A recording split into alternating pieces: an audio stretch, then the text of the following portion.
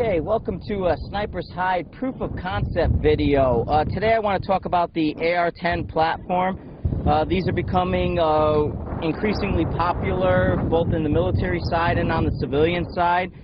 This happens to be a 16-inch AR10. The upper is gap, the lower is eagle. I have a AAC762 SD suppressor on it, Atlas bipod with their throw lever.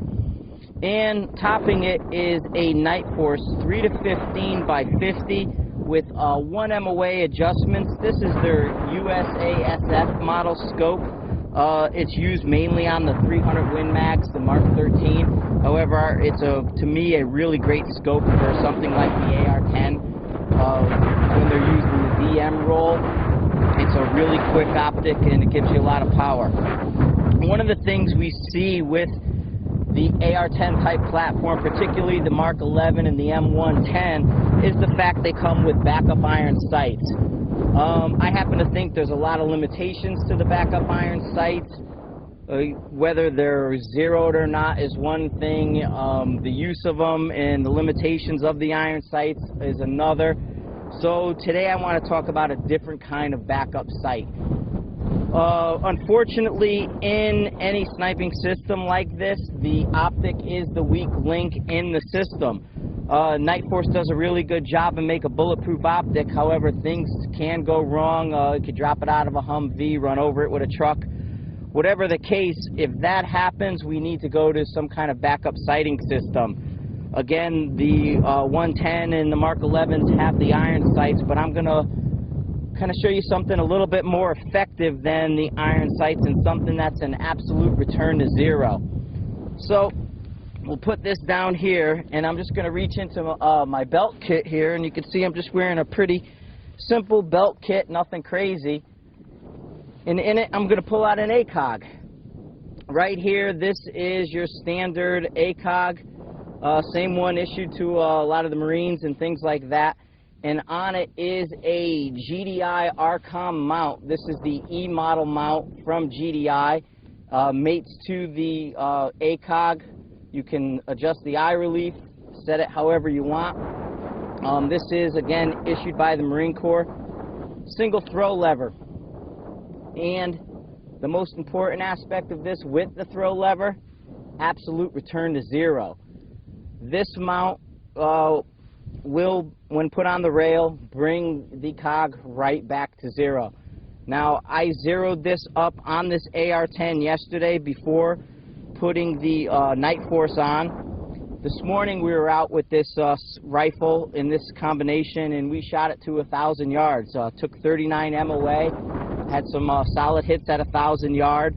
But now I'm going to knock this off, and I'm going to replace it with the ACOG, and I'm going to show you just how effective this can be. So, kind of a normal piece right back in my pouch. I have the torque wrench. We're going to go, and you'll see screws here.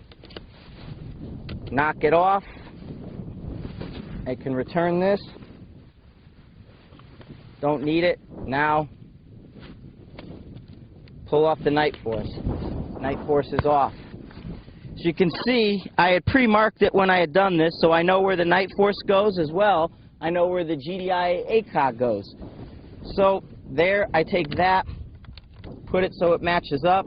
I'm done. Now I'm back in business, and I can turn around and effectively engage targets even if my optic went down. Single throw lever doesn't mar the rail. It's adjustable for different rails. If the rails are out of spec, it can handle it.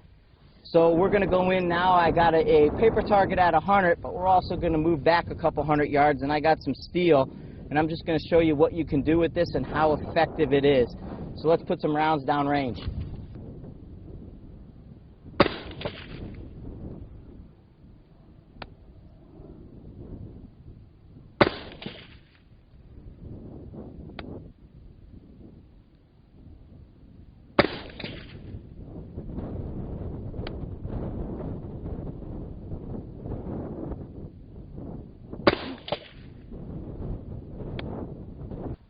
Well, I certainly won't win any bench press competitions with it. However, you can see most of them are in the X-ring there. Had one that I floated a little bit high on, but it's only a 3-power optic with a triangle sight up there. So now let's take it back and see what it does on some steel from further distances. Okay, here we are, about 250 yards. We got a partially obscured target down there.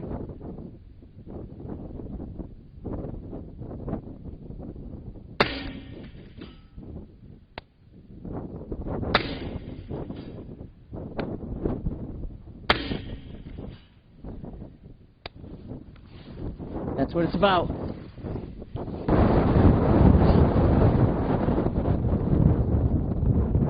Okay, here we are at 300. Got that same target down there.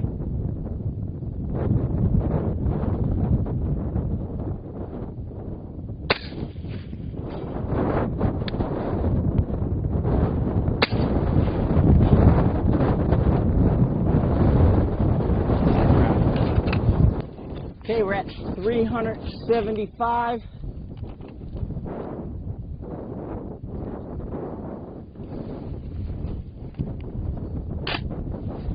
New mag.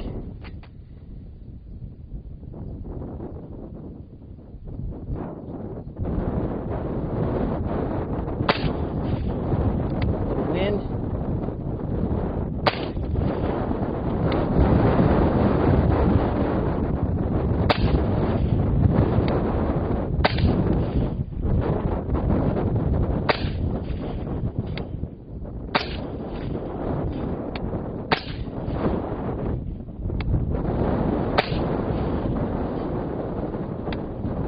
We're there. So, the GDI, on, off, doesn't matter. You take this, fits right in your belt.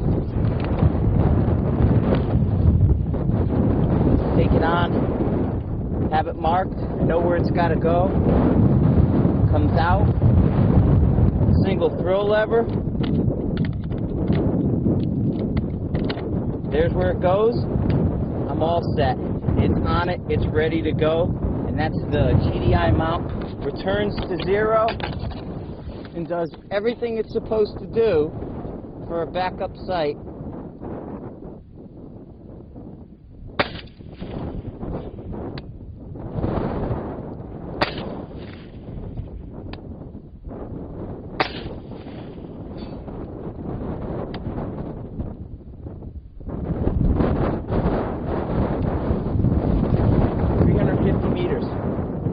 Still hitting.